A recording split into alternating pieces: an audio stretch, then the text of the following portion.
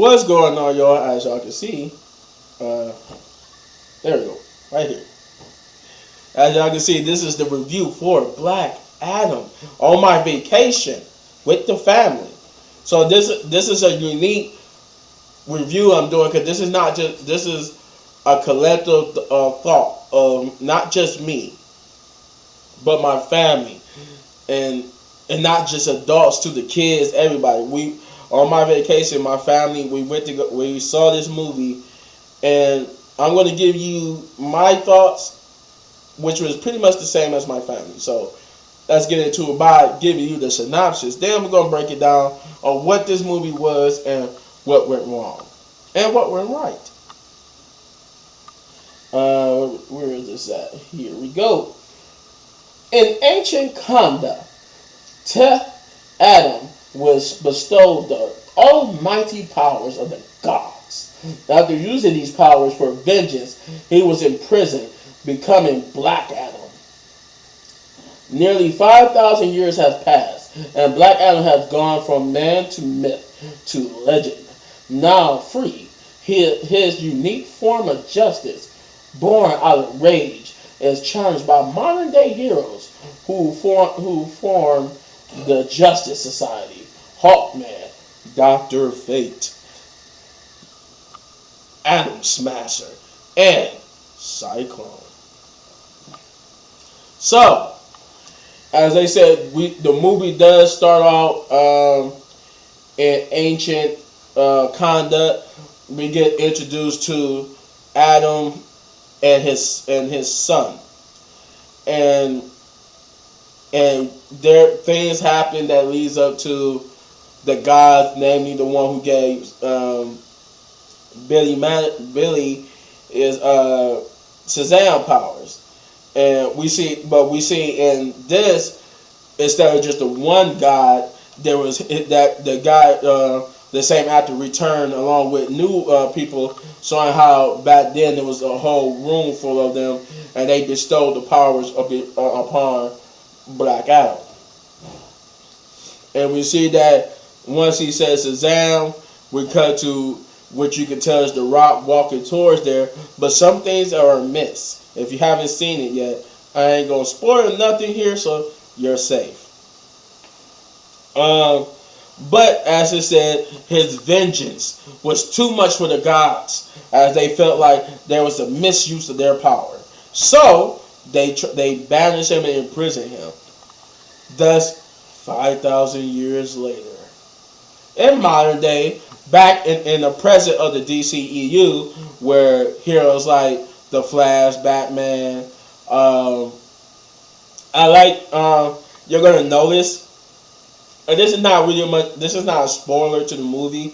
This was just like a cool Easter egg that you'll notice that when you're in a certain person's room, that you can tell this person or child is a fan of the Flash and all them.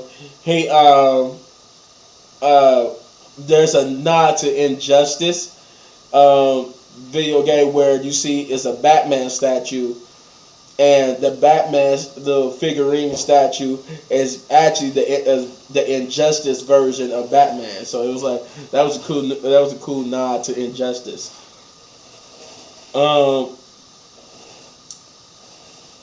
Let's see. I think was there a nod to Mortal Kombat in there too. I think it was. I think there was a nod to Mortal Kombat as well, but I might be wrong.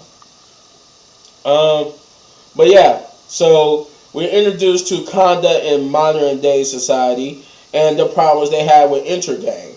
And Intergang was basically taking over Kanda, and they basically almost like I don't want to say enslaved, but it's very close to it. And basically, the people there are praying to the gods for a savior and a protector, and we're introduced to a problem that Kanda has.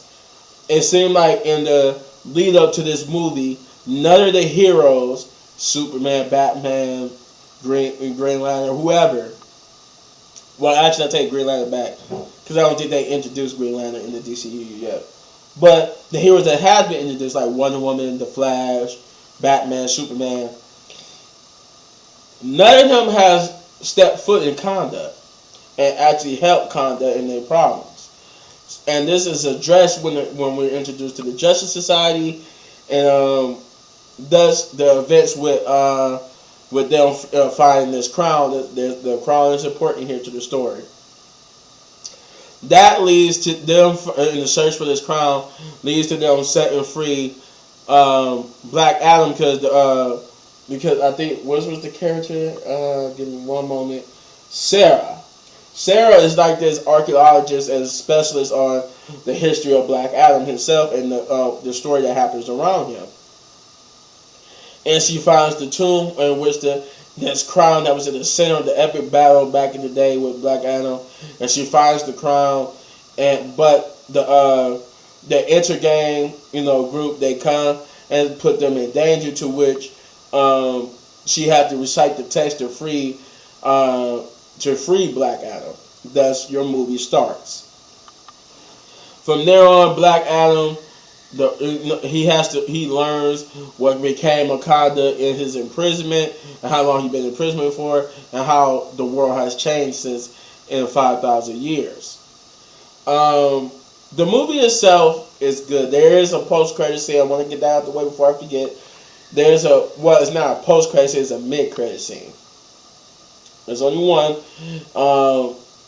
And if by now you probably know what it is. But if you don't know, man, you'll be hyped. But if you do know, you know. But, yeah. Then we are introduced, when Black Adam, when it's revealed, I gotta say this too before I just go into what I didn't like. It's also, we're reintroduced Amanda Waller, who basically is aware of Black Adam's release, and that's how the Justice Society gets involved. She calls upon them. The movie was good. That I will say, the visuals and the acting was superb. That is a major plus for this movie. The visual and the acting is superb. I love my boy James Bond, Pierce Bronson as Dr. Fate. He make an excellent Dr. Fate. The problem I had with the Justice Society is that while I did like their introduction, I like seeing them on the screen, I felt like they should have been in their own movie first. Like, if they were supposed to be in Black Adam, I felt like they should have had their own movie. Then it should have been the Justice Society movie. Then Black Adam, because there's a death in the movie, and I feel like had this character had more time in the movie spotlight, in their own movie, the death would have meant something.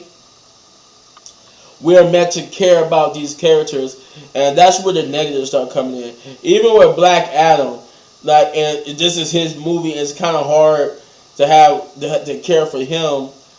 Though it's still good to see his character on screen.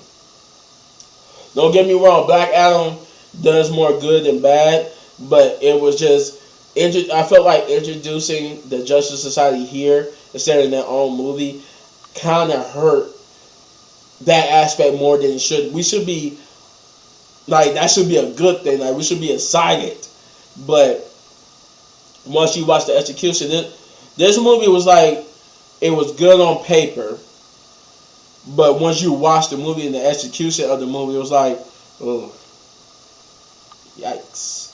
But it wasn't super bad. It was just that, like I said, the acting was good, the visuals was good, everybody acting was good. Nobody had poor acting. Maybe that could have been a little bit better on The Rock's behalf, but his acting wasn't terrible. It was basically anything that was bad about his acting was outweighed by the good. So it was okay, you get a pass for that. But like I said, the Justice Society introduction here hurt the movie because there was a lot going on. Just a lot of moving pieces that it just felt like the emotional investment for the Justice Society just wasn't there for me because I'm just seeing them for the first time. I haven't watched multiple movies to be like when Iron Man died in Avengers. We was invested in that because we watched Iron Man 1, 2, and 3. We watched all the team up movies and Civil War, all that had Iron Man in it. So by the time he died, it was that emotional connection. There is none for the Justice Society, in my opinion.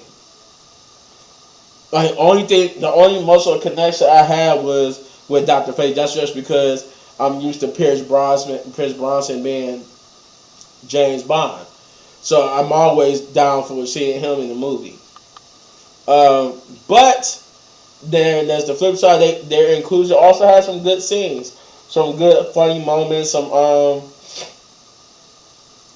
character development here and there.